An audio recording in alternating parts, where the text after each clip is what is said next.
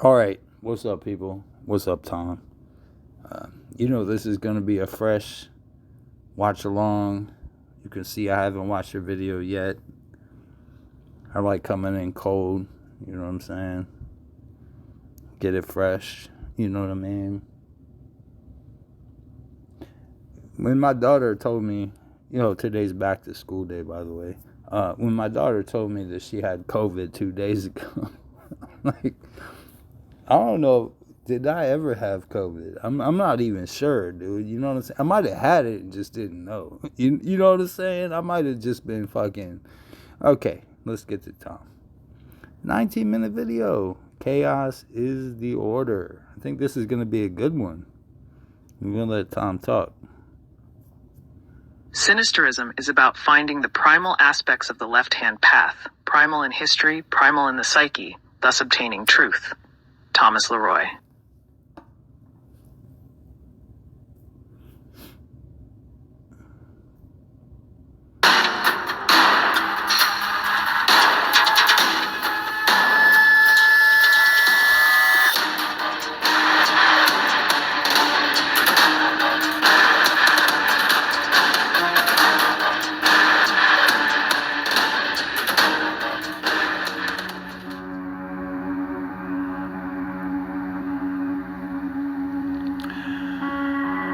Greetings, my friends, and welcome back to your dose of sinister heathenry. But for those new to the channel, I'm Thomas Leroy, founder of the International Left-Hand Path organization, the Sect of the Horn God. The sect is an educational foundation created to not only make those with the black flame aware of its glow, but to also restore the shadow aspects to the ancient gods by going deep into the past, not only historically, but also psychologically. For the primordial depths of the psyche are limitless. So, if this sounds interesting, make sure to like, share, and subscribe. And if you want to learn more, join the organization, the Sect of the Horn God, at the link down below. Thank you.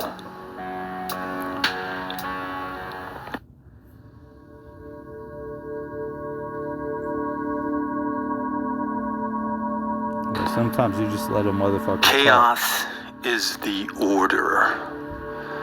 Sounds paradoxical, doesn't it? The universe, reality itself, leans toward chaos. But until you fully understand and accept that concept, your life won't change. I'm not addressing those who have their shit together. I'm talking about the sniveling little pricks who think the universe is picking on them. Guess what? It isn't, because it doesn't give a fuck about you. Oh, dude, that's a laugh track right there. I gotta give you the laugh track. That's funny. How important do you think you are that all of reality would conspire to take you down? All of existence, inside and out, leans toward chaos. I'm not talking about chaos theory, not exactly, and I won't be going into chaos magic. I think I might have a disagreement with you about this, but let's go. Let's hear you. Even though I find it fascinating. What I'm referring to is chaos on a very basic level. It's chaos as the natural order of things, not only in the universe, but in the personal psyche as well. Understand that most, as they navigate their way through existence, attempt to bring order to chaos, believing... That's interesting, because you said that you're not, like putting up chaos magic, but then you have the algo symbol, so... That if they simply do this or that, all will be perfection. All will be perfect. If I achieve my goals, get more money, the universe will magically fall into place for me, and I'll live happily ever after. No, you won't. If this were true, then why are there an endless list of people who have won the lottery but still have crappy lives? This will toward perfection can also be seen in politics as well. For example, on both political extremes, and I mean the extremes, they believe that if they elevate one group of people over another group of people, the world will be a utopia. No, it won't. Like most, I'm not sure I see it that way, but whatever. To try my best to avoid the outer chaos. But even if I succeed in doing so, I understand it's only temporary because chaos will eventually tilt in another of its many directions. Now, you may ask, what does this have to do with sinisterism and the left-hand path? It has everything to do with it, because those gods you invoke and those demons you attempt to conjure all dwell within the chaotic realm. For hell is the rule, not heaven. So, that's interesting. Hell is the rule, not heaven. Okay. I'm gonna keep that in mind. To get a better understanding, we'll delve into the three aspects of chaos, starting with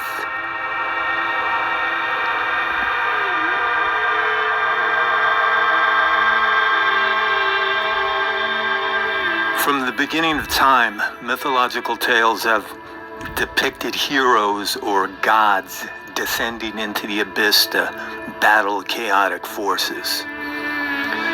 These narratives reflect the psychological journey of confronting and integrating chaos to achieve a higher state of consciousness. Representing forces of the primordial, the gods of chaos embody disorder and the raw, untamed aspects of existence. They symbolize the primal, unstructured state of... Yes.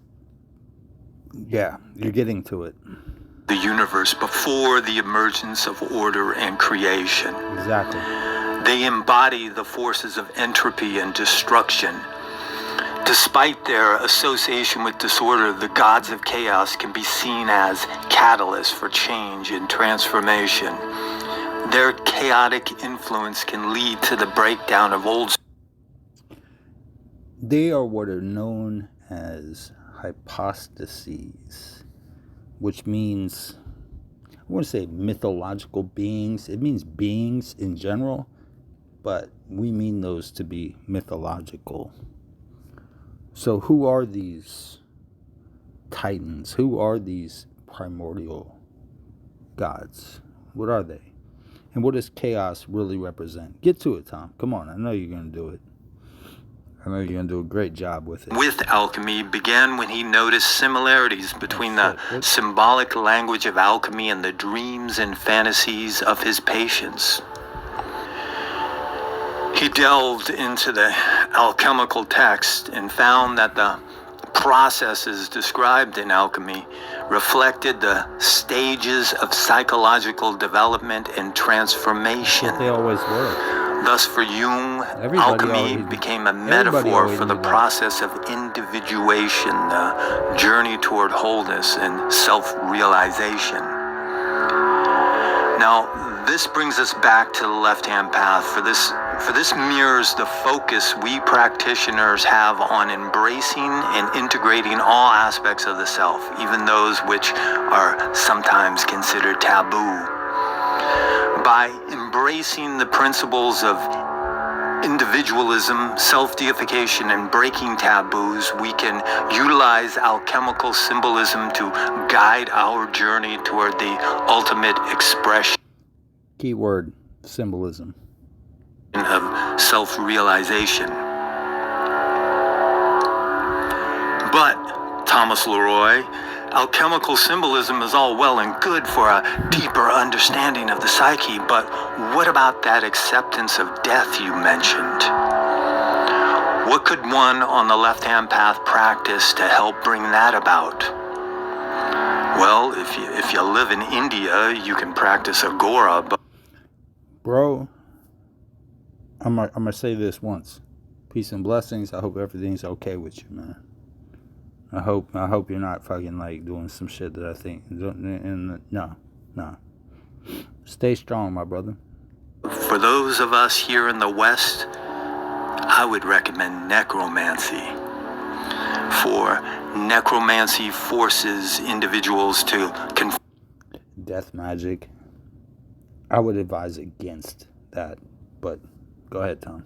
confront the reality of death, which leads to a deeper understanding of one's mortality and the transient nature of existence.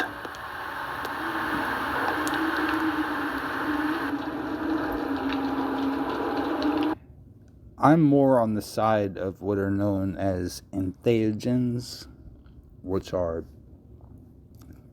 loosely translated things that you take into yourself to become a god. I'm more into that than necromancy, but call it a preference.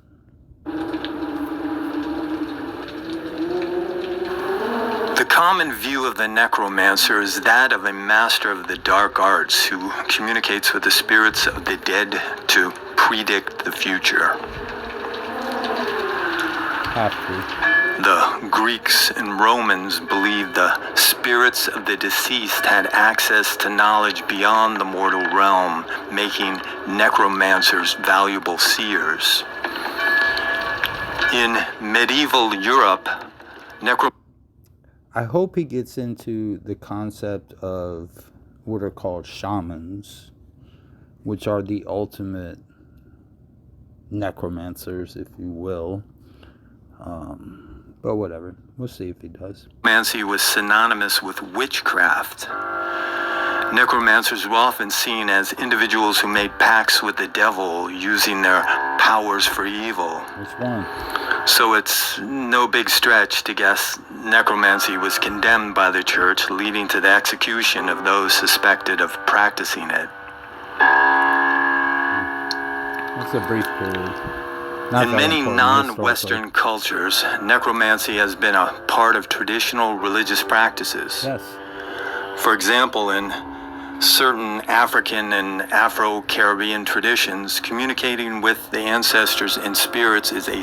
It's talking about things like Yoruba or, what's the one, the Caribbean one. What's that one? Santeria? You know what I'm saying? No, he on point. Tom always on point. Central element. These practices often involve rituals considered necromantic by Western standards, but are seen as a means of maintaining a connection with the spiritual. I don't see it that way. See, let me go into this a little bit. I'm just gonna go into this a little bit. Okay, so you have the concept of what's called animism, which is the concept that everything has some sort of a soul or spirit. Like even the trees, everything, it has the tree spirit, it has, the plant spirit, etc., etc. So you have that. And then you have shamanism, which is the idea that a broken vessel can channel the divine better than a perfect vessel. This is something that most people don't understand. I know you do, Tom, but, and then you have what you're talking about, which is like people looking back to their ancestors, trying to channel wisdom through the dead. They're not seen as dead. They're seen as alive.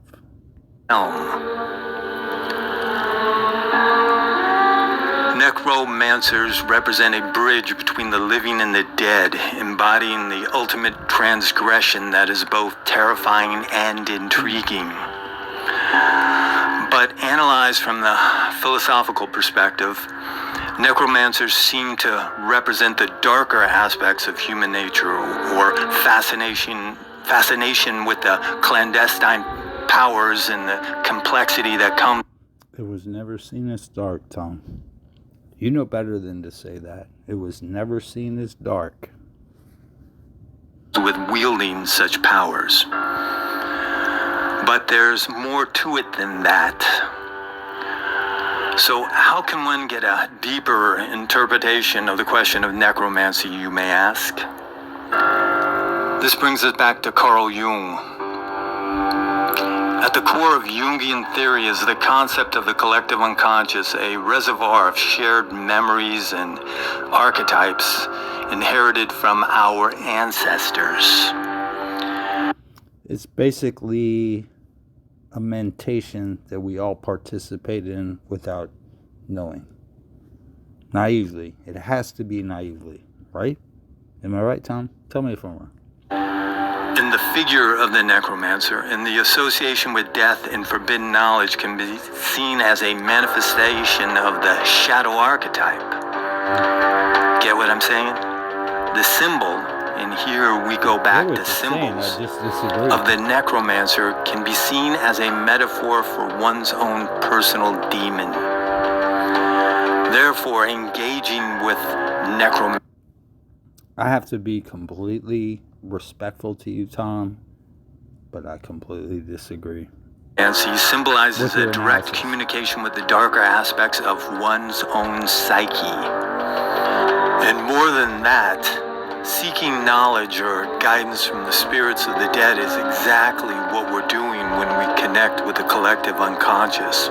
For that is, as stated, the realm of the ancestors. In a sense, we're raising the dead because it is the location of buried ancestral memories. More true.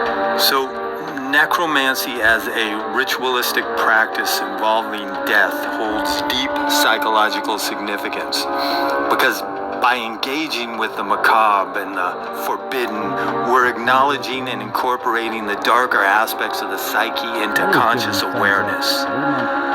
Thus, viewing necromancy through the lens of Jungian theory, we can appreciate its symbolic significance as a journey into the depths of the human psyche, the soul, to find answers. That was a bad one. Take that one out. So, in conclusion, my friends, can alchemists turn lead into gold, and can necromancers raise the dead to obtain hidden wisdom? Yes, but not in the objective realm. The alchemist and the necromancer work their magic in the subjective from that place where... However, brother, I disagree with you on this. We in disagreement on this one. We gain a deeper insight into the complexities of the human mind. And as long as we remain intrigued by the mysteries of forbidden knowledge, the language of the alchemical symbols and the reanimated voices... Hey man, if I never said this to you before, peace and blessings to you. 1000%. Peace and blessings to Lisa. 1000%. Just being honest with you, man. We can disagree on theology. We can disagree on philosophy. At the end of the day, I respect the hell out of you and Lisa. And that's facts. Of the dead will help guide us on our path toward sinister illumination.